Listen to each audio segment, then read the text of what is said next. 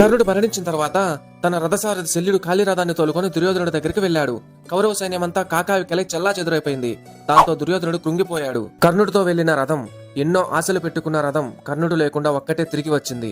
అప్పుడు శల్యుడు దుర్యోధనుడితో ఇలా అన్నాడు, ఇప్పటిదాకా ఎక్కడా చూడలేదు దుర్యోధన ఇటువంటి యుద్ధం. ఏమి యుద్ధం చేశాడయ్యా కర్ణుడు? మనుష్యులేమిటి, సాక్షాత్తు దేవతలే వచ్చి ఆకాశంలో నిలబడి చూశారు కర్ణుడు చేసిన యుద్ధాన్ని.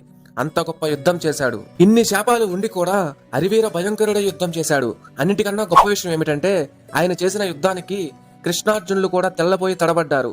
అంత గొప్ప యుద్ధం చేసి అస్తమించిన మహావీరుడు కర్ణుడు అని శల్యుడు దుర్యోధనుడితో వివరించాడు. దాంతో దుర్యోధనుడి కంటి నుంచి నీటి బిందువులు రాలుతూ ఉంటే అవి మండే కాగడాలో నుంచి అగ్ని బిందువుల్లా రాలుతున్నాయి. అలా పశ్చాత్తాపంతో కుమిలిపోయాడు. తప్పు చేశాను శల్య, రాజ్యము పోయినందుకు కాదు, నా కర్ణుడు నాకు లేకుండా పోయాడు. నా కర్ణుడు లేకుండా నేను బ్రతకడం ఎందుకు అని కుమిలిపోయాడు దుర్యోధనుడు. వీడియో నచ్చినట్లయితే లైక్ చేసి మరిన్ని ఇలాంటి వీడియోస్ కోసం ఛానల్ ని సబ్స్క్రైబ్ చేసుకోండి.